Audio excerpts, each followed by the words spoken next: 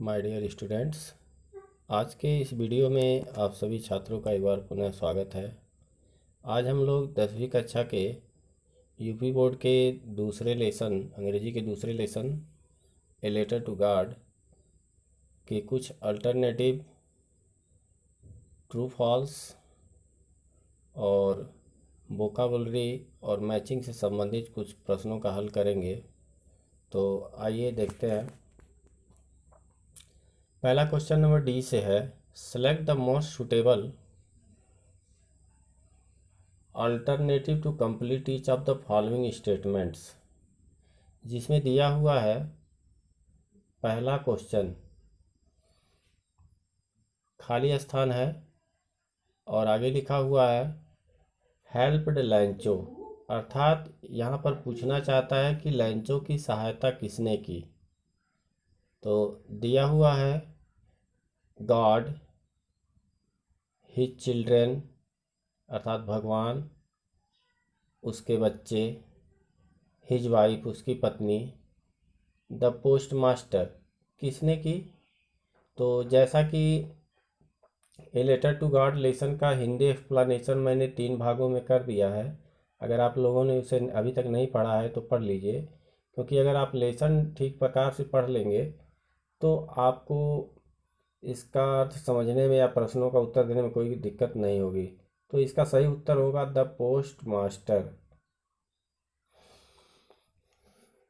उसके बाद अगला क्वेश्चन है, लैंचो वाज ए, अर्थात लैंचो एक था, क्या था। ए फार्मर, एक किसान था।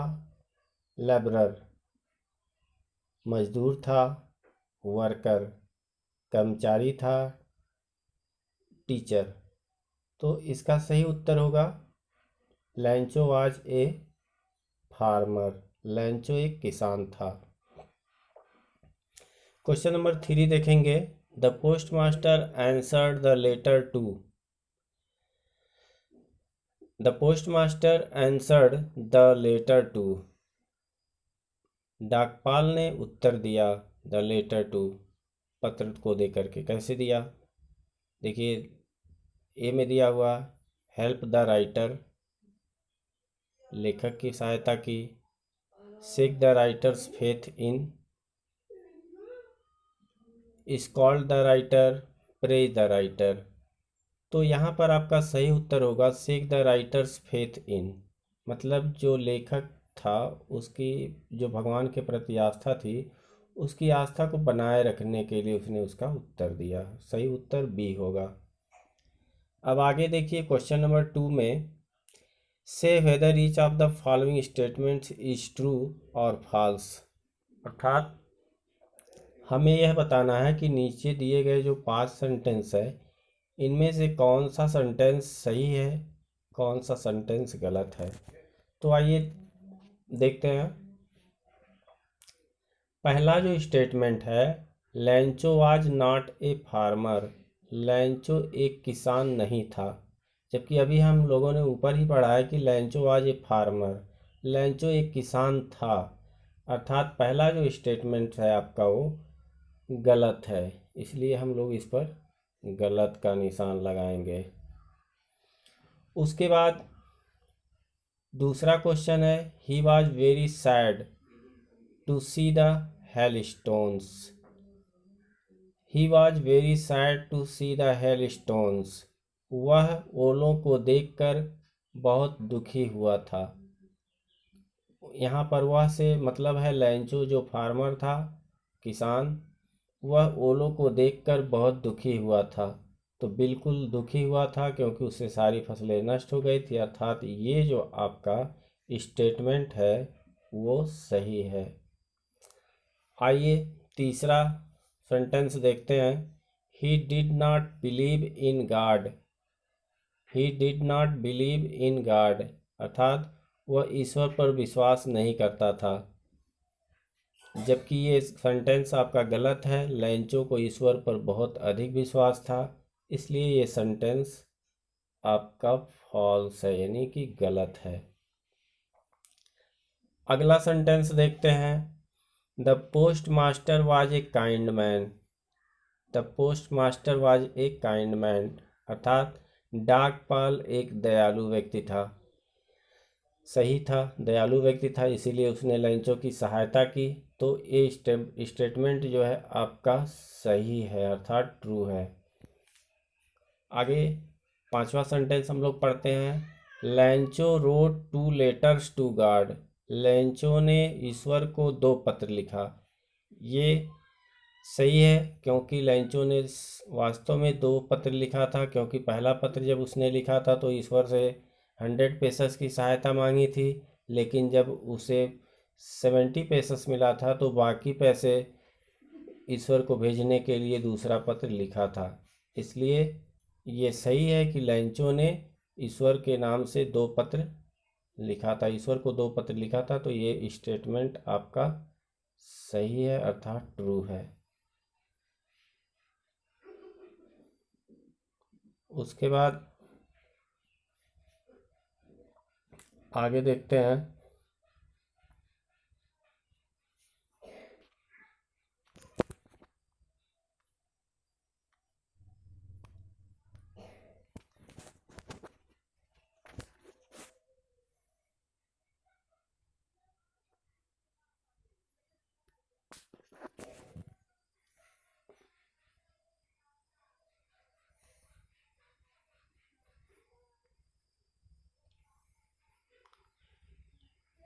आगे वोकाबुलरी से संबंधित कुछ प्रश्न हैं, जिसमें कह रहा है कि आपको जो दिए गए सेंटेंस हैं उस सॉरी जो दिए गए वर्ड हैं उनका आपको अपोजिट वर्ड लिखना है। तो अपोजिट वर्ड लिखना है।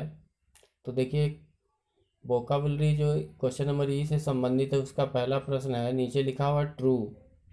ट्रू ट्रू मीन्स होता है सत्य, सही। तो इसका अपोजिट आपका हो जाएगा फॉल्स, यानी कि हम लोग यहाँ पर ट्रू के बदले ट्रू का अपोजिट फॉल्स लिखेंगे। दूसरा है जो वर्ड सेटिस्फाइड, मतलब संतुष्ट। सेटिस्फाइड मीन्स होता है संतुष्ट, तो जिसका अपोजिट वर्ड होगा सेटिस्फाइड का आप लिख सकते हैं डिससेटिस्फाइड, असंतुष्ट। उसके बाद अगला जो वर्ड है कॉन्शियस, जिसका अर्थ होता है होश में आना, तो इसका अपोजिट हो जाएगा अनकॉन्शियस, मतलब बेहोश होना। आगे है लॉस। लॉस मीन्स होता है हानि या क्षति, तो इसका हो जाएगा gain, GAIN, gain. Gain means होता है लाभ। उसके बाद है इनसाइड, मतलब अंदर की ओर, तो इसका अपोजिट हो जाएगा आपका आउटसाइड। तो इस तरह से आपका अपोजिट वर्ड जो लिखना था वो कंप्लीट हो गया। उसके बाद आगे देखिए दिया हुआ है आगे जो दिया गया है कि match the following word of list A with the list B, अर्थात लिस्ट ए से लिस्ट बी को का मिलान करना है। तो इसमें जो है लिस्ट ए में कुछ वर्ड दिए गए हैं और लिस्ट बी में कुछ वर्ड दिए गए हैं। दोनों वर्ड का जो सिनोनिम्स होता है, समानार्थी शब्द, उसका आपको मिलान करना है। तो जब तक आप इसका सभी वर्डों का हिंदी अर्थ नहीं जानेंगे तब तक आप इसको मैच नहीं कर पाएंगे। तो आइए देखते हैं। सबसे पहले लिखा हुआ इंटायर। इंटायर मतलब होता है संपूर्ण। तो संपूर्ण के लिए यहाँ पर आपको मिलाएंगे। यहाँ पे देखिए कैसे कोई वर्ड है लिस्ट बी में, पीक है, रियली है, क्लियर है, उसके बाद लोनली है, ग्रुप है, टोटल। तो टोटल जो शब्द है, टोटल माने भी जो होता है, टोटल जो वर्ड है इसका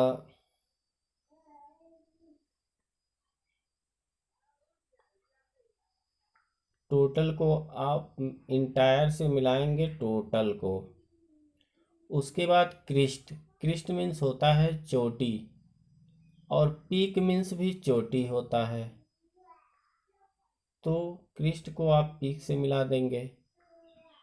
उसके बाद ट्रूली, वास्तव में, ट्रूली का अर्थ होता है वास्तव में, तो दूसरे लिस्ट बी में देखिए रियली है। ट्रूली मीन्स वास्तव में और रियली मीन्स भी वास्तव में होता है, तो ट्रूली को आप रियली से मिला देंगे। उसके बाद जो है बंच, बंच माने होता है समूह या गुच्छा, तो ग्रुप माने भी समूह होता है, तो अर्थात बंच को आप मिलाएंगे ग्रुप से। उसके बाद एविडेंट, एविडेंट मतलब होता है स्वच्छ, क्लियर, स्पष्ट जिसको कह सकते हैं, तो एविडेंट का मैचिंग आप करेंगे क्लियर से।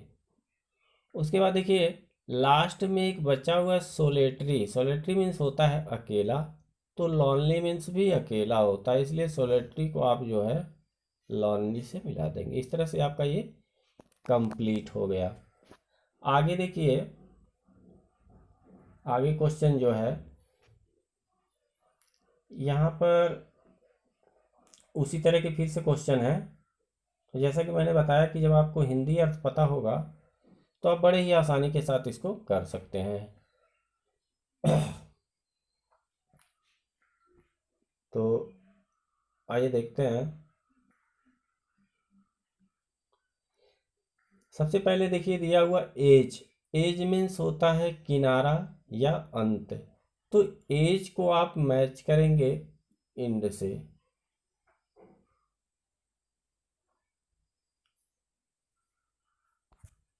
उसके बाद अगला है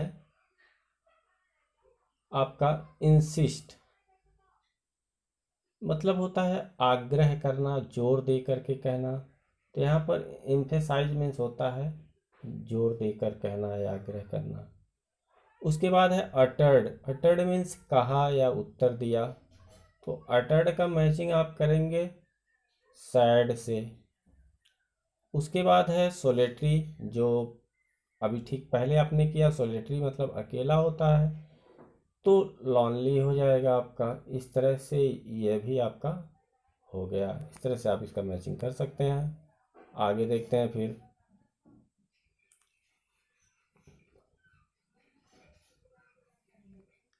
आगे है